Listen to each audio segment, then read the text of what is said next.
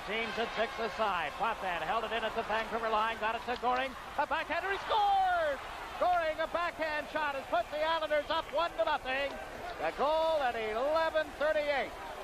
Stefan Persson with a pass to Trottier. Smeel then knocked Trottier flying with a check. Play is underway at the Vancouver line. Goring gets over the line. There's a delay penalty now being called as Goring was knocked down. The penalty is going to go against Rhoda, however, for something over on the other side of the ice. Hill knocked Goring down at the Vancouver line heavily, and the fans thought that was the penalty, and it was not. It was Rhoda. It would appear, Jake, that the Vancouver Canucks are going to resort to a little more of their nastier, tougher tactics. A lot of lip service. Vancouver at the New York Islanders. Well, these two teams dined together at lunchtime yesterday as the best of friends, although they were separated by a couple of tables. Well, they were in the same room. They didn't get a chance to even get a talk with each other, although I know some of the players know each other from days gone by, and it's not a personal thing, it's a professional thing. Yesterday was the Stanley Cup luncheon. To Canelli, Smith stays on the ice, the puck to Persson, his shot for Door the save. Radin picks it up in the corner, and as he does, play is called. They've got another penalty against Vancouver. We've got the Canucks trying to take an Islander off the ice with them. All of this with 3 minutes and 7 seconds left in the period, and now Nystrom is being penalized. That was broken up as it hit Wayne Sutter, and Clark Gillies cleared it, but not out. Field to Campbell. Campbell shot blocked by McEwen. Kent blocked it out of there. Minor shot hit Potvin. Oh, what a save by Smith. They scored the rebound. Dan Steele after Smith had made the original save, and the Canucks decided it won. Center ice, the pass to Gillies, in and off his stick. And here is Steele over the line. Alenka with it. Alenka, oh, Fraser was there, but an excellent play by Dwayne Sutter to pick it up. And Smith drops over backward. Unable to slap it out. Here's Rhoda. 40 Lane cuts that off, and they freeze it on the back of the net. And Lane comes up shoving. Nothing develops. To this point, at least. Rhoda and Lane exchanging a lot of words, but nothing more. 17-19 remaining in the second period. The lip service. The intimidation. Try to rattle the other team, the other player. Try to get them to crack. Now this is live action as Bourne ends up on the boards heavily as he and Howard collided. Bourne dragged down again. Lane is belted from behind. There'll be a penalty to Darcy Rhoda. Potvin plays it back to the net to Trottier. Now to Gillies. To Trottier. Ryan Trottier looks for somebody in the clear in front center. Here's Potvin. He shoots. Rhoda the save. Bossy scores on the rebound. Mike Bossy on the rebound with 2 seconds left in the penalty against Rhoda. A costly penalty. The thing the Islanders are wanting to do most is force Vancouver to take penalties, and there's the end result. A penalty right here, high sticking. Smeel is going to get the gate right there. A pitchfork shot. That's the kind that the Islanders would love to score on. The best retaliation to that kind of antics is to score a goal. That's the way to hurt them the most. 20 seconds remaining in this power play. Persson starts out. Stefan Persson sends Trottier in on the left wing side. Trottier back to Bossy. Bossy shoots. He scores! Mike Bossy again on the power play. Butcher shot it high and wide into the Islanders zone. Morrow with it around the boards to Dwayne Sutter. He's bumped immediately by Halenka. Rhoda comes over, and the puck was frozen for a face-off at least. And Rhoda comes up shoving and pushing at Dwayne Sutter. Dwayne just turns away from him. It's a 3-1 Islander lead. There's Tiger Williams over the line. A shot chest high, and Smith made the save and held on as Crawford came in to belt 40 Lane. Lane just skates away from him. They do not want any part of it. The Islanders are too smart to fall into that kind of a trap. As we take a look again, Bossy, look at the arm, sticks, and everything up on Tiger Williams. Brent Sutter with it to Gillies on left wing. Gillies worked in around Howard, a shot blocked. Brent Sutter with a shot. Howard got in front of that. It's in the goal crease and underneath the goaltender, Brodeur. Now Brent Sutter and Howard in a bit of an exchange behind the net. Everybody else comes in, but the Islanders getting their chances again. Only to be robbed by Brodeur. Well, the big guy, Gillies, is grabbed a little off balance. Linesman D'Amico and Gauthier taking care of business with referee Wally Harris.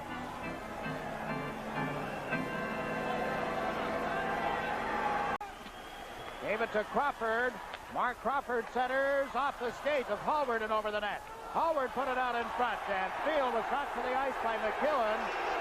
Field appears to be hurt. The clock is stopped. Play is called with 1:37 left. McEwen checking Spiel, and he dropped to the ice.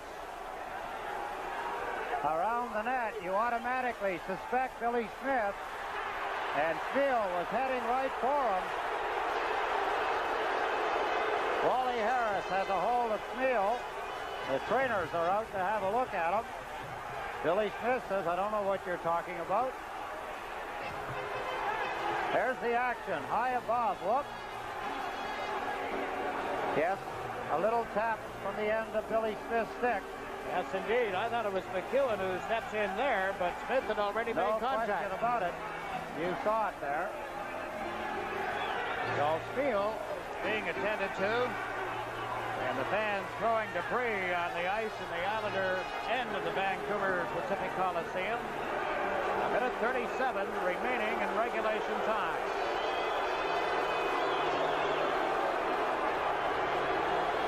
It was 1-1 at the end of the first period. A pair of power play goals by Mike Bossy in the second period. And now we are 3-1 with 1:37 left in regulation time. Spiel nose-to-nose with referee Wally Harris. Wally Harris is telling him, I didn't see it. We have a look at Mike Bossy as he lines up with Trottier and Bourne. Hoffman and Morrow on defense. And Volderad is ready for the face-off in the center ice zone. That's where the puck was when the play was called after the injury to Spiel. Bossy picks it up, checked from behind by Williams and hammered into the board. Oh, Williams took some liberties with Bossy and got away with it. The Conn Smythe Trophy will be presented following the game. And at this point, we don't know the recipient, but that man who was draped into the boards by Williams, Mike Bossy, would have to be given strong consideration.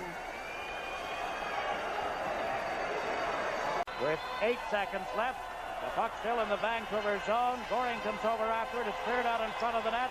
Fans realizing it's all over. 1 second. There's the horn. The Islanders win the Stanley Cup in a sweep.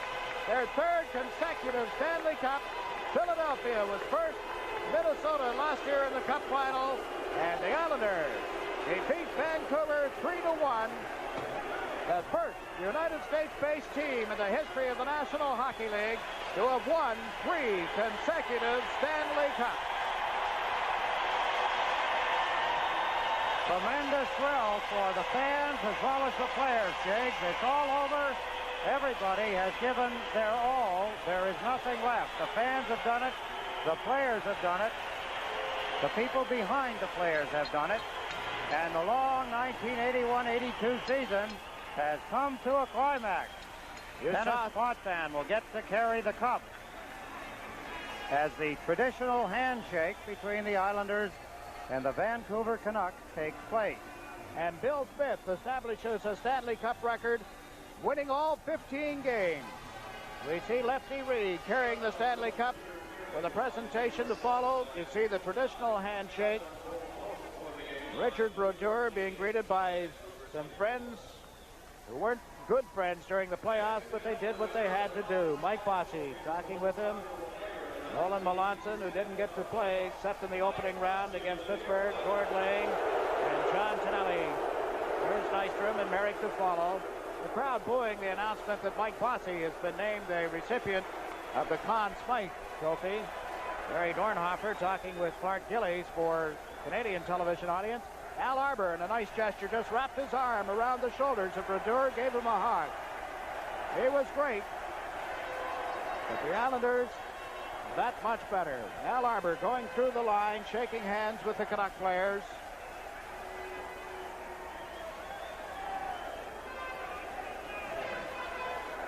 John Ziegler out on the ice, Jigs. He looks rather lonesome. No one's near him. No one's talking to him. But, of course, the players want to enjoy that initial part of the win. They wanted to congratulate Vancouver for their fine display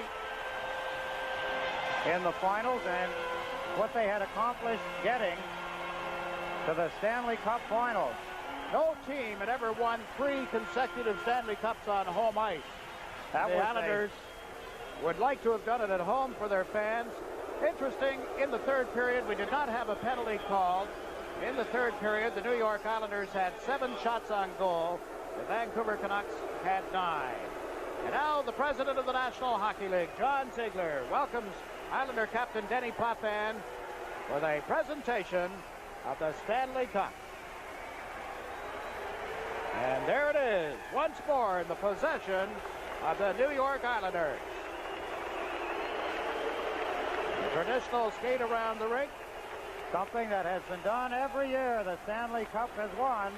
The captain of the team gets to carry it first, and then the players, of course, would all like a chance to carry it around. They have to be tired. Some of them may be having a little trouble holding it over their heads long enough. That's why you see them shifting it back and forth. There's no question they have to be a tired hockey team, but they played an almost flawless game, Jigs. They shut down every avenue that Vancouver tried to pursue. That's Michael Bossy holding the cup.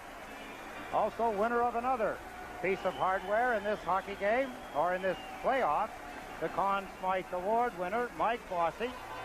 Bob Nystrom, he gets in to take a turn. One area that perhaps is not discussed all that much, each individual player receives $24,000 for winning the Stanley Cup. They played 19 games for this presentation today. That's far less money than they make per game on a basis of average salary through the regular season. They do it in such a short time. That makes a difference. But on a per-game basis, it sure doesn't work out the same. They don't really care about now, Jake. They could care less about the money. They could care less about the number of games. The fact that they have won the Stanley Cup is all that matters. They've worked hard all season, all the traveling, all the practices, all the team meetings, all of the movies that they had to watch of themselves. Sometimes they enjoyed, sometimes they didn't enjoy, but here they are as they come into the dressing room, the 3-time Stanley Cup champion New York Islanders, and how well they deserve it. Jimmy Pickard just going by. Here comes Bill Smith, and there's Ron Waskey, the Islander trainer, carrying the Stanley Cup. 2 games. Whoops, almost lost it. Well, the hands are sweaty. The back is a little tired, as we talked about, but there it is, the trophy that 400 and some players started out chasing last September. And every team, as they begin training camp, think of that trophy and think of the preparation they are now starting to win it. And the Islanders have been successful now, their 3rd time, 3 in a row. And in go champagne. Get the beer out of there, guys, for heaven's sake. Don't ruin that good bubbly. That'll come later.